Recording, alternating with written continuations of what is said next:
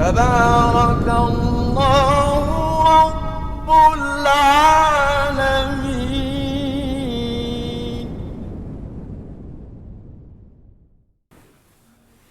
السلام عليكم ورحمة الله وبركاته.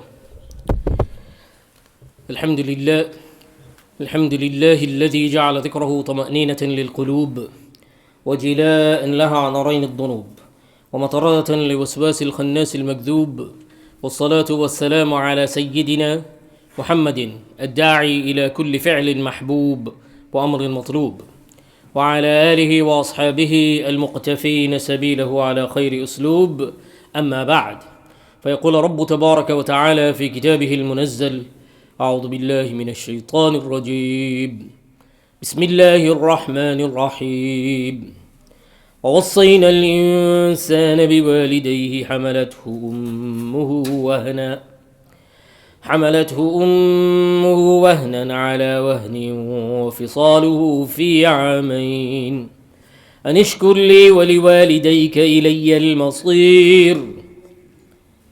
Allah subhanahu wa ta'ala said that we have enjoined upon mankind care of parents.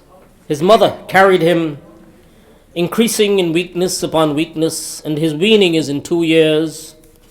So be grateful to me and your parents. Be grateful to your parents. To me is the final destination. Today, in our 18th lesson on parent-child relations, we continue in our discussion from last week on the phenomena of exponential growth in the epidemic of narcissism. Narcissism in our society, where even children are being afflicted with this and developing an exaggerated feeling of self-importance, excessive need for admiration, and lack of empathy towards other people. And there are a wide range of telltale signs to this condition in the literature. And you can find them if you look at children and the way they behave today. You can easily identify the ones who are suffering from it. You will find them that they will monopolize conversation. They will monopolize conversation such that they don't want anyone else to talk, and always talking about themselves and telling you stories. And this is not only among children, but even in adults who are suffering from narcissism, from this disease of ujb, which is to have excessive appreciation for yourself, self-flattery, that they're always talking about themselves, and they dislike it when other people speak about others. They become self-absorbed and wanting to control others, and you'll find them quick to lay blame at others, intolerant of contradictory views. If somebody says something that contradicts what they say, then they become intolerant of it. And then they are apathetic towards emotional needs of others. They are uninterested in what others are feeling. They don't think about that. And they're indifferent to the negative effects of their behavior. They have no concern for the effect of what they're doing to other people. And they have a tendency to devalue other people, to insult, to blame, and usually with anger and hostility. They have fragile egos. This is another one that we found in the literature, that they're easily hurt. Things that would not normally hurt people, they will find it, they take it seriously, they take it personal, and they're hypersensitive. They perceive and imagine criticism when people are not even criticizing them. They have outbursts of rage, continually demeaning others, continuously bullying and belittling others, and a sense of entitlement of special treatment. Sense of entitlement of obedience. They need people to obey what they do, their wishes. And they also have an intense envy of others and believe that others are envious of them. And finally, they have no empathy or low empathy, no genuine care or concern for the well-being of others. Now, the consequences of this on the parent-child relationship are catastrophic, because it leads children into uquq, into serious uquq, which is harsh behavior with parents, uncaring and difficult behavior with your parents, And if you fail, as we know, if you fail in your relationship with your parents, then you will fail with other relationships. It will inevitably have a knock-on effect. If you're unable to have a good relationship with your parents, and there are some people who argue against that and say, no, it doesn't matter, I will still be able. But ultimately, you will lose the command, you will lose the mercy of Allah, you will lose the protection of Allah, and you will fall into the trap of shaitan if you have cut your relationship with your parents, or treat them such that it becomes a problem for you in the akhirah. Now, there are several theories as to what is responsible for the cause of this rise in this epidemic in the modern world. And the reason I'm going into such detail, for modern problems we need modern analysis, but not modern treatments. We need traditional treatments for these, because most of the modern treatments for this modern epidemic compound the problem. They make it worse, because people are giving advice who don't really understand, or are like many who are trained in the traditions of shaitan. And you find that yes, we have to analyze these in the modern context. We have to analyze them as modern problems, but not to treat them with modern treatment. We have to treat them with traditional treatment, and the traditional, the most valuable, the most sound and solid treatment that we can have is from the guidance of Allah, from guidance that have been revealed to Rasulullah sallallahu alaihi wasallam. And these are not new things. Yes, they're combined in a different way in the modern world, but they're there, and we have cure for them. So now, in order to understand this, there are a wide range of causes that people put forward about this epidemic of selfishness and selfish behavior.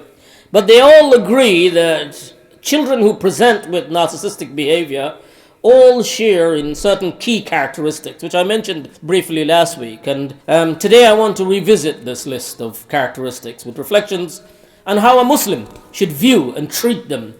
Because parents today seem to be at a loss on two counts.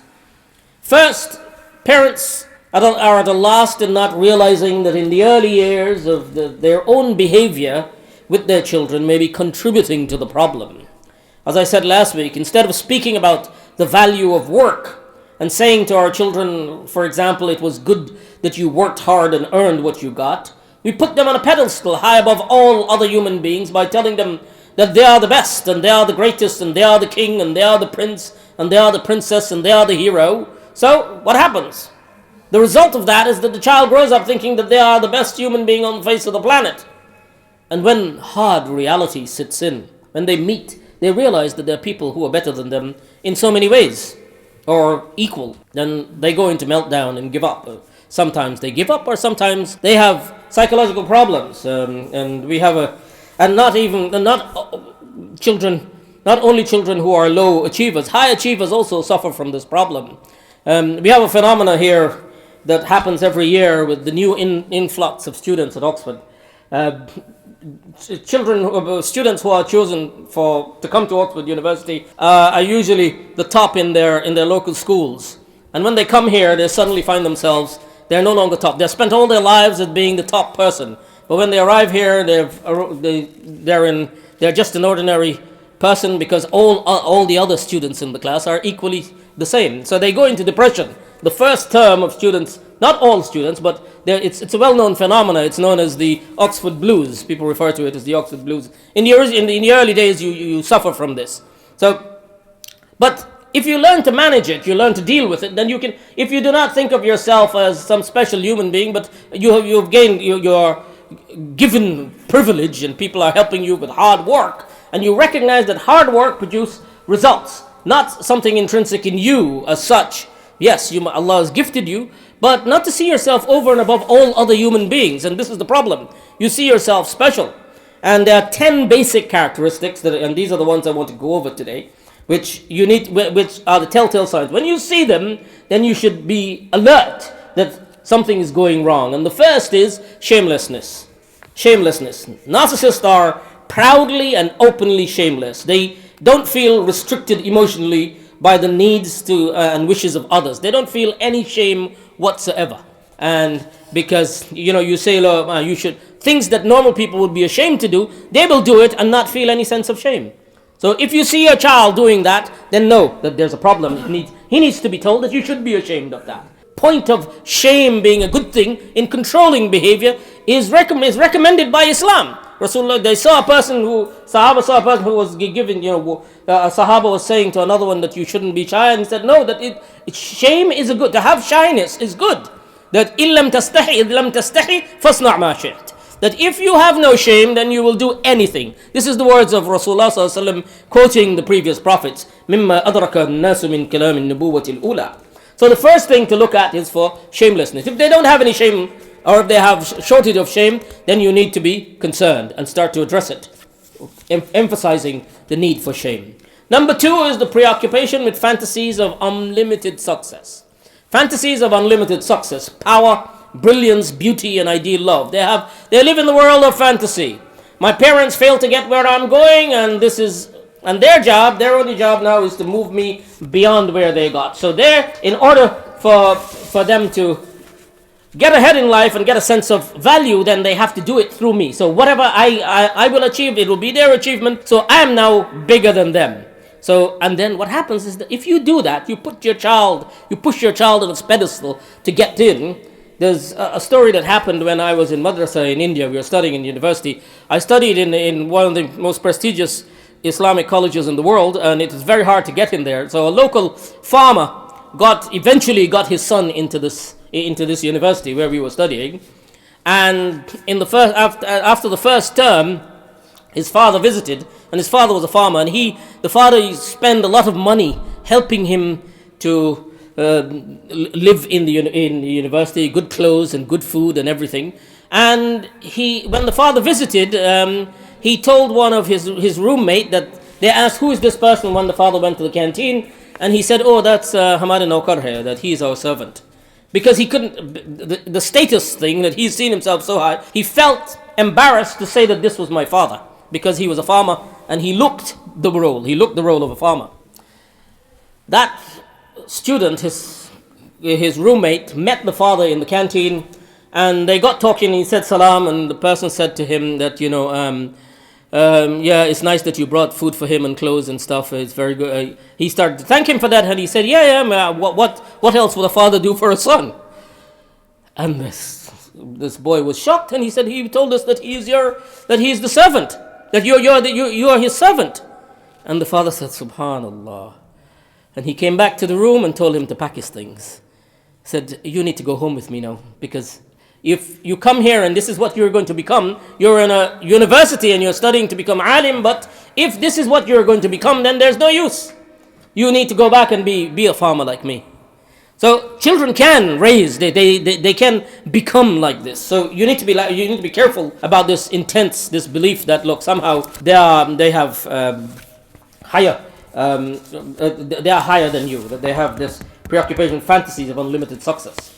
The third is to they believe that they're special and unique and can only be understood by others, that parents cannot understand me. And this is a standard one. You have people growing up saying that their parents cannot understand me. When your child say that you do not understand me, so say, well, if I'm the parent and I cannot understand you, I'm the one who spent 2 whole years staring at your face, and I'm the one who looks at you more than anyone else. I have more images of you in my mind than any human being on the planet. I know every move of your face. I know every contour of your shape. Everything I know about you. And if I don't know you, then no one else can know you on the planet.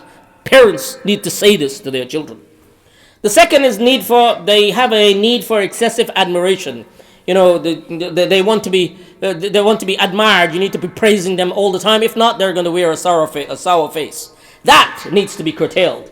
Say, look, if you have a sour face, then you don't sit with us. If your sour face is the thing that you think you can bring to the table, if you can be in and ruin the event, ruin the dinner, then you don't sit with people. You don't say, oh, well, how can I cheer you up? And that brings us to the next point, which is number 5, the sense of entitlement. That Rasulullah ﷺ said to that man who came, today young people feel that they're entitled to everything, and parents do not entitle to anything. That the rule is turned on the head. A man at the time of the Prophet ﷺ didn't have food, and he ate of his son's wealth, And the son complained to Rasulullah sallallahu alaihi wasallam, and he said to him in response, after a long, I've mentioned this before, but I'm going to say it again. Rasulullah sallallahu alaihi wasallam said, "Anta wa maluka li abik." But today we have turned this on the head, that you and your father, that you and your wealth, it belongs to your father. In other words, you have to help. You cannot ignore your father. It doesn't mean literally that everything is, but you have to show help. But today this is turned around. Anta wa maluka li ibnik. That you and your wealth is now for your son. That's how it's turned around. Whereas you have there's no legal right to demand after they have become baligh, after they've entered puberty. So the number 6 is interpersonally exploitative behavior, blackmail, where they will say, well, they look at the parents' wishes. They say, well, look, if you love me, then you will get me so and so. You'll buy me a mobile phone if you love me. Yes, this conversation happens. I have them parents telling me, so what do I say? They're saying, if I didn't buy them a mobile phone, I didn't love them. The parents has to say, look, I love you, and that is why I'm not buying you that phone, because I don't want it to harm you.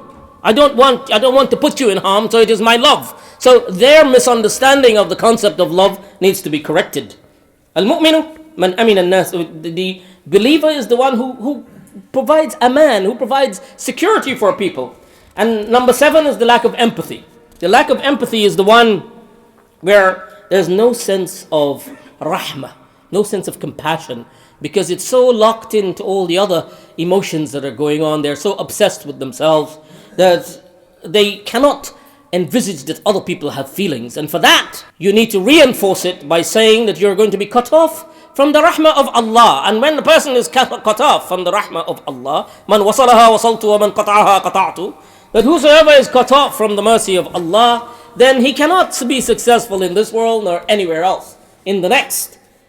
You have to be connected to the rahmah of Allah. فَإِرْحَمْ مَنْ فِي الْأَرْضِ يَرْحَمْكُمْ مَنْ فِي السَّمَاءِ or يَرْحَمُكُمْ مَنْ فِي السَّمَاءِ.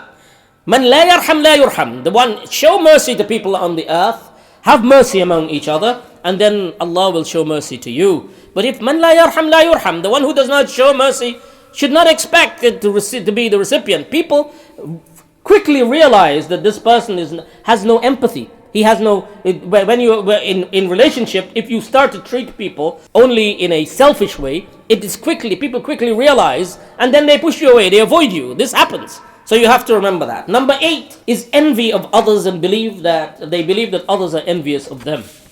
In this one is hasad, the dangerous thing that we know about. Al-hasid fi adabain.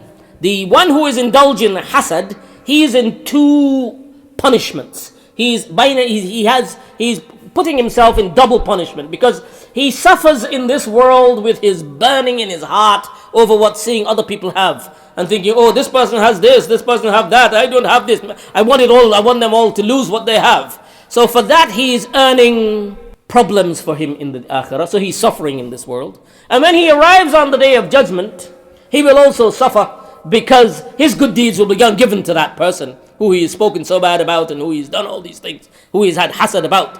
Rasulullah sallallahu said to us that if إذا نظر أحدكم إلى من فضل عليه في المال والخلق فلينظر إلى من هو أسفل منه. That if you're looking at people who have been given wealth and given beauty and things in the world, then you should always look below you, those who have been given less than you, those who are in a lower state than you. Don't look at those above you, because وَأَجْدَرُ وَلَا تَزْدَرُوا نِعْمَةَ اللَّهِ عَلَيْكُمْ, that it is better for you not to belittle the favors of Allah unto you. Because if you keep looking up, we call it the property ladder and the career ladder. We were all going up, we're looking at people, and we have it all up, and not remember that the bounties that Allah has given you, if you're not grateful for it, we want all about higher models, latest. If you think you have big problems, then you have to compare it. Where shoelace is broken, or if you think you have problems with a broken shoelace or broken Wi-Fi or not having a car or phone of the latest model, then these petty things should not cause you stress, meltdowns, and depression. Because think about people who are having their houses burnt down, as they are in India today. They're having Muslims who are having their houses burnt, and they're being killed in the street, and the police is standing and watching what's happening. Alhamdulillah, They are dying, if those who died, inshallah, they died with iman in their heart.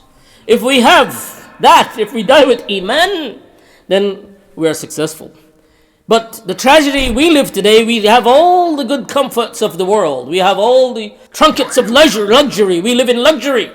But our children are losing iman. If they die without iman, then what happens? That is tragedy forever and ever. There's no bigger tragedy than that.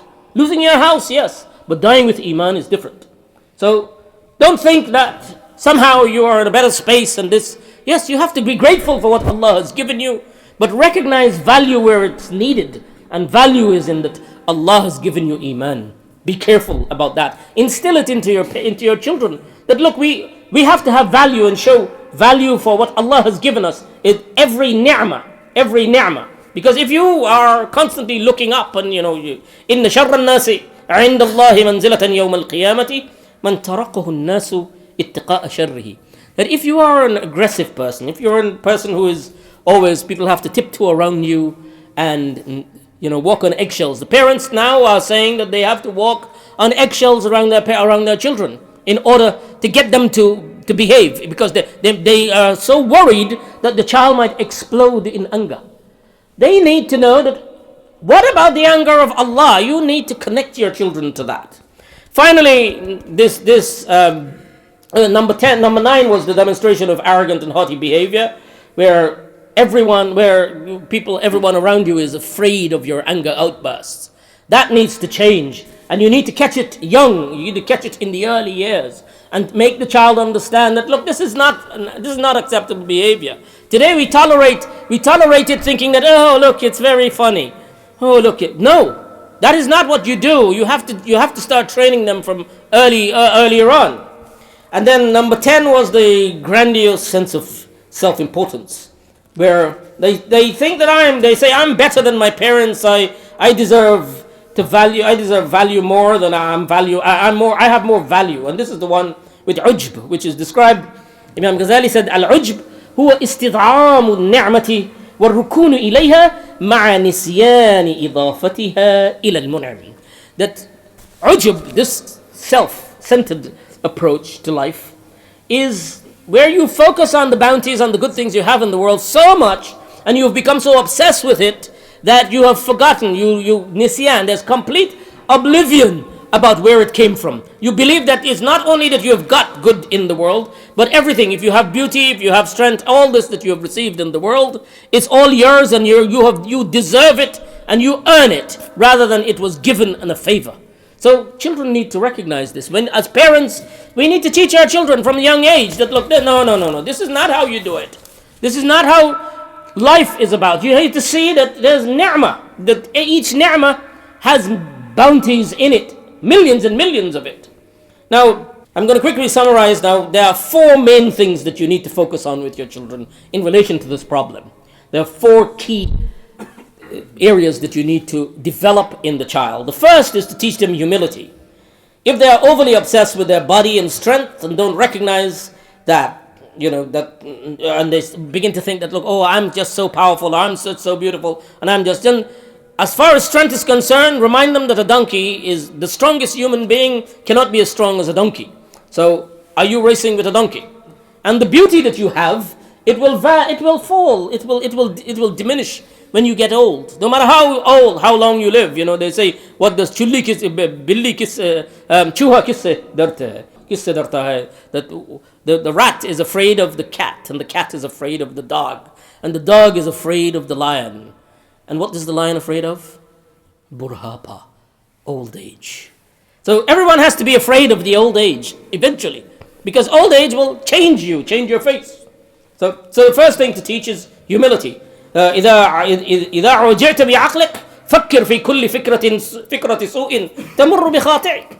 That if you think that you're super intelligent and you're high and you have high intelligence and IQ, then think about the bad thoughts that flow in that brain of yours and how frequent they do.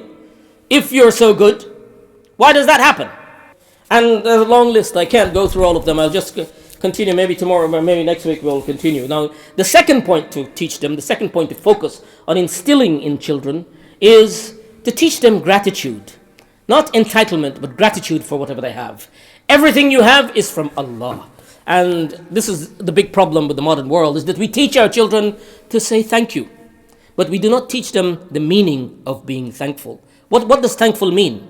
We do not teach them the meaning of gratitude. We teach them to say, oh, thank you, thank you, thank you. And thank you is it's overused to the point of no meaning.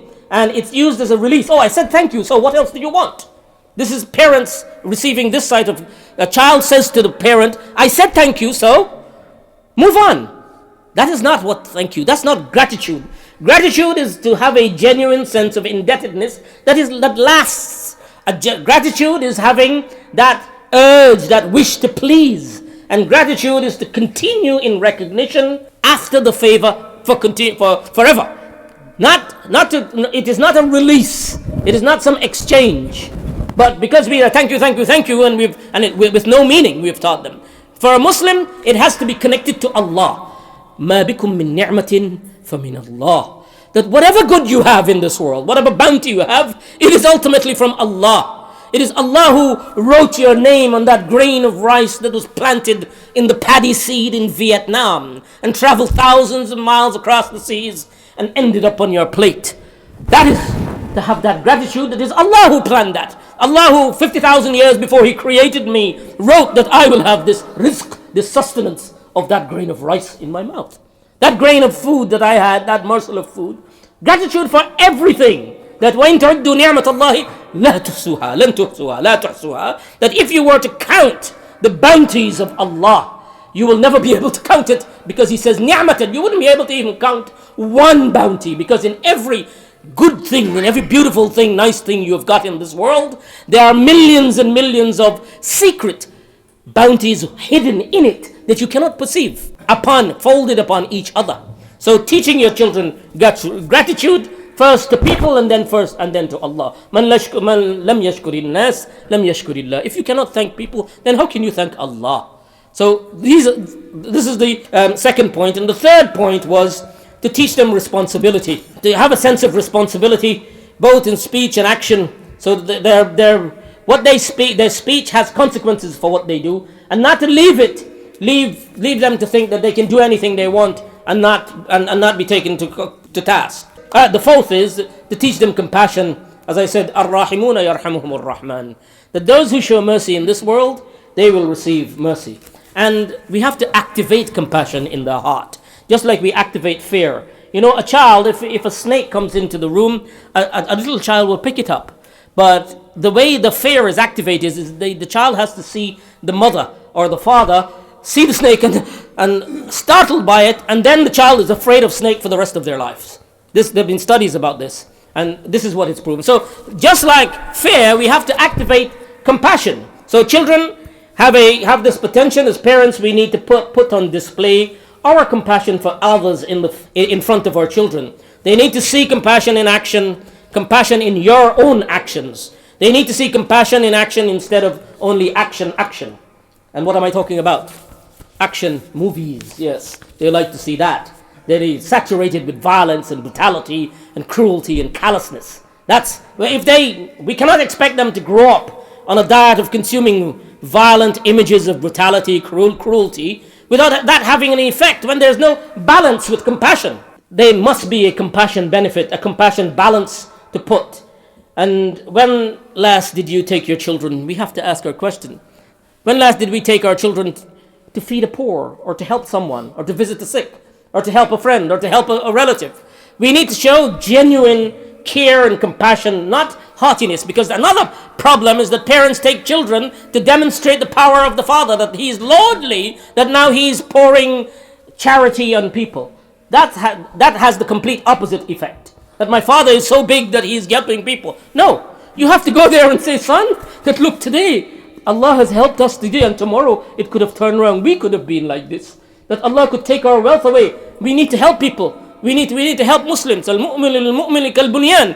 When we see people suffering around the world, we should remember that things can turn around in seconds. Like it did in India, and it did in history, throughout history, we find that situations can turn very quickly. So we should not feel safe and feel that we are somehow lordly and we are helping others. But we have to show that genuine sense of care for other human beings and helping them.